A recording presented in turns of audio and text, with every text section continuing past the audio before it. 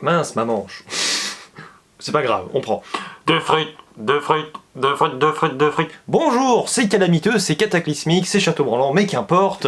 Bonjour, je vais aujourd'hui vous parler en tant qu'endimanche du ciné des Tuches 4, enfin sortis. Ils devaient nous parvenir dans nos chères salles de cinéma en 2020. Référence toute trouvée avec la chronologie du film qui nous parle de 2010 en nous expliquant que c'était 10 ans auparavant, donc on est censé être en 2020. Mais Covid obligeant, nous avons ce film fin 2021 en période de Noël. Magnifique, comme ça nous sommes dans le thème, dans le sujet. Au moment où notre cher Jean-Paul Roux, à savoir Jeff Tuche, le chef d'une famille absolument incroyable qui vit à Bouzolles, oui, c'est très connu. Enfin, les Tuches c'est connu, mais Bouzolles, dans l'univers propre à ce film et à ces 4 films, beaucoup moins, disons-le. Jeff Tuche était président de la République grâce à une série de circonstances fort favorables dans le dernier opus, et là, au début du 4e, en 30 secondes, il vous explique qu'il démissionne et qu'il rentre chez lui pour vivre sa vie tranquillement, sans travail, puisque c'est la famille Tuche qui, de manière ancestrale, a inventé dans le monde, en tout cas en France, on ne sait pas trop si c'est dans le monde entier, mais le chômage. Nous avons donc ensuite Isabelle Nanty qui fête son anniversaire, qui veut inviter sa sœur. Le problème, c'est que, terrible, Michel Blanc qui nous revient de très loin, est marié, enfin en tout cas c'est le conjoint de la sœur d'Isabelle Nanty, qui est jouée par Isabelle Nanty, vu que nous avons 2 sœurs jumelles.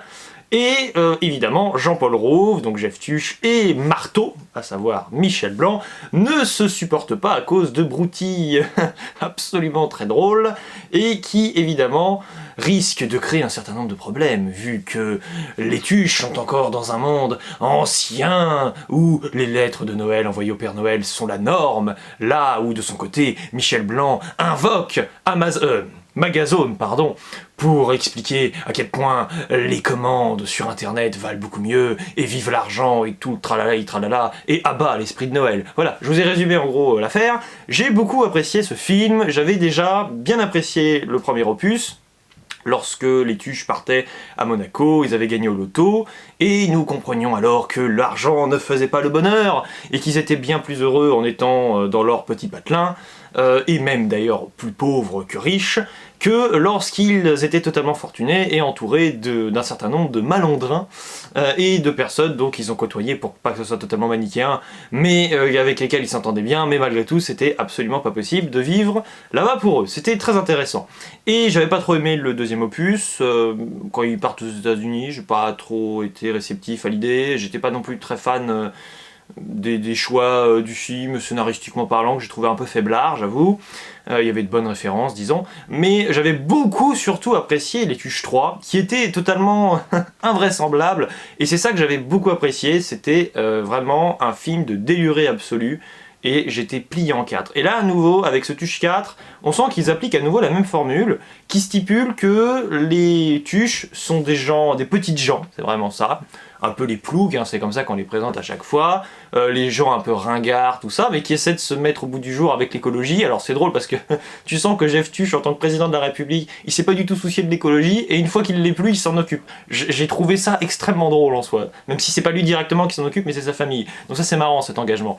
Et malgré tout, bon, c'est bien aussi parce que ça montre qu'ils sont pas dans un certain conservatisme total, à savoir, oui, ah là là, on veut rester sur nos anciennes valeurs, tout ça, parce que d'un côté, ils arrivent à être très progressistes là-dessus, et c'est ça qui est bien, c'est que, évidemment, c'est toujours très drôle, les Tuches, mais il y a toujours un fond de vrai, et il y a toujours un fond un peu dérangeant, et c'est ce que souvent les personnes qui n'apprécient pas les films reprochent d'ailleurs à ça, c'est-à-dire c'est un peu, l'idée c'est de bouleverser un peu l'ordre établi, c'est toujours un peu ça les Tuches, et généralement ça dit des vérités qui blessent, parce que toute vérité n'est pas bonne à dire, et moi à nouveau j'ai trouvé ça vraiment, vraiment excellent, c'est vraiment bien parce que c'est typiquement un film qui, avec ses personnages, fait encore une fois, mais tout un ensemble d'arsenal comique, mais complètement avec ni queue ni tête, en soi, c'est vraiment ça.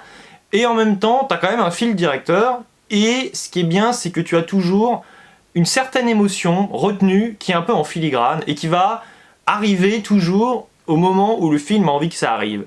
Et c'est ça que j'aime bien, parce que c'est vrai qu'on a trop tendance à résumer les Tuches à la comédie populaire qui essaie juste de faire rire mais qui n'est pas drôle parce qu'il n'y a rien derrière, il n'y a pas de fond. Et moi j'aime beaucoup les Tuches parce que sur la forme, c'est complètement anarchique d'une certaine manière, c'est pas que c'est fait n'importe comment, c'est pas ça, mais il y a vraiment cette idée que, ouais, t'as presque un humour un peu graveleux, ou un peu volontairement un peu mal fichu, disons-le même par moment, alors qu'en réalité, eh ben, c'est toujours plus intelligent que ça en a l'air. Moi, c'est ça que j'aime bien. Il y a un peu ce côté, ouais, faux loser, quoi, c'est vraiment ça. Et moi, j'aime beaucoup. Franchement, j'aime beaucoup. Et c'est vrai que ça a tendance un peu à bouleverser vraiment le genre d'une certaine manière. Les tuches, c'est beaucoup plus important à notre époque, je pense, qu'on ne pourrait le penser. Vraiment. Parce que on en est déjà au 4e, potentiellement là on est en train de nous, de nous pondre à la fin du 4 l'évocation d'une potentielle suite, à savoir un 5e opus. Tant qu'on a des idées, on peut y aller, c'est-à-dire qu'il ne faut pas résumer juste les tuches à une usine Afrique, ah là là, ils veulent faire des épisodes parce qu'ils veulent de l'argent. Tant qu'on a une idée, on peut continuer sur cette même en soi dynamique, c'est vraiment ça, c'est-à-dire comique principalement bien sûr, avec un fond de nostalgie, c'est vraiment ça, et oui, avec une idée qui est classique en soi, mais qui est vraiment ici fonctionnelle, à savoir qu'il y a toujours besoin d'un fond un peu dramatique, un peu négatif, pour décupler l'envie du spectateur de rigoler. Et c'est ça que j'ai retenu, et ça m'a fait plaisir, bon, évidemment, de voir Isabelle Nanty, de voir Jean-Paul Rouve jouer excellemment bien, hein, c'est-à-dire que maintenant c'est bon, hein, depuis le début, même, mais leurs rôles sont absolument brillamment interprétés, et j'ai beaucoup apprécié aussi les nouveaux intervenants, notamment on a Michel Blanc qui nous revient de loin, parce que ça fait longtemps que j'ai pas vu Michel Blanc dans un bon film. D'ailleurs, la dernière fois que j'ai vu dans un film, je crois que c'était dans Docteur pour interrogation, mais c'est déjà sorti il y a 2 ans, donc c'est un peu un has-been, on a l'impression, là, Michel Blanc. On l'attend dans Les Bronzés 4, on verra bien ce que ça donne, mais il joue toujours aussi bien, c'est ça qui est génial. Et en plus, il a un acolyte, il y a vraiment une dynamique, il y a un super rythme en plus, c'est vrai que ça dure 1h40, on pourrait se dire, oh, ça risque d'être un peu long, mais pas du tout. Peut-être que le film, parfois, a un peu du mal à... Je dirais pas l'allumage parce qu'on comprend bien les enjeux d'emblée, mais il y a peut-être un léger ventre mou entre la 5e et la 10e minute où tu comprends pas trop ce qui va se passer, mais après une fois que t'as Michel Blanc qui débaroule, c'est vraiment très drôle, les interactions entre les personnages sont vraiment très drôles, et il y a vraiment cette idée, c'est ça, qu'on manque volontairement de finesse pour gagner au final en subtilité. Il y a un tour de force là-dessus. C'est un conte de Noël à la sauce tuche, c'est vraiment ça m'a beaucoup tuché, oui, il fallait que je la fasse. Et ouais, il y a une certaine féerie, et il y a des passages humoristiques aussi qui paraissent anecdotiques, mais qui sont en réalité beaucoup plus concrets qu'on ne pourrait le penser. Et moi j'ai beaucoup aimé, il y a un certain tour de force là-dedans que j'ai pas trop senti dans les autres tuches, mais qui était quand même pour autant bon, mis à part le 2e que j'avais pas aimé. Et peut-être que là, les tuches 4, c'est mon tuche préféré avec le 3, je dirais. Vraiment, mais c'est vrai que ça fait plaisir de voir ces belles petites histoires, avec François Berland également. J'ai pas pu citer tout le casting, on a Pierre Lotin, mais qui a un débit de parole toujours aussi génial, c'est vraiment ça, tu prends les qualités des acteurs, et tu dois beaucoup leur laisser de liberté, je présume, mais alors ça part dans des délires, tout ça, qu'ils arrivent vraiment super bien à jouer. Et il y a aussi un petit côté Cité de la peur que j'ai bien apprécié à un moment, avec cette idée d'interrompre le film d'une manière complètement folklorique en soi. Et j'ai bien aimé parce que c'est pas trop insistant. La Cité de la peur, c'est un film qui repose quasiment exclusivement là-dessus, et j'avoue que le concept à la longue est un peu pesant, et au fur et à mesure des revisionnages, j'apprécie toujours bien La Cité de la peur, mais à chaque fois de moins en moins. Je trouve vraiment. Alors qu'ici, c'est beaucoup plus léger, parce qu'en premier lieu, bon, évidemment, ça doit rester un délire, mais ça reste un délire qui n'est pas là en défaveur du scénario, et c'est ça qui est important, je pense, quand même. Même si le scénario, on pourra dire, oui, la trame est fine, légère, tout ce qu'on veut, d'accord, mais au moins, tu pars pas non plus dans un truc trop alambiqué qui nuit à ton histoire et à ta narration. Ce qui est un peu le cas de La Cité de la peur quand même, qui procède en plus à des répétitions. Là, c'est pas vraiment ça. Si ce n'est côté répétitif, il y a quand même un point qui m'a un petit peu dérangé avec les tuches 4, même si Isabelle Nanty a également joué dans la série à laquelle je vais faire allusion, mais à un moment, ils reprennent dans les tuches quand même un gag de la série Fais pas ci et pas ça avec le Fourzitou.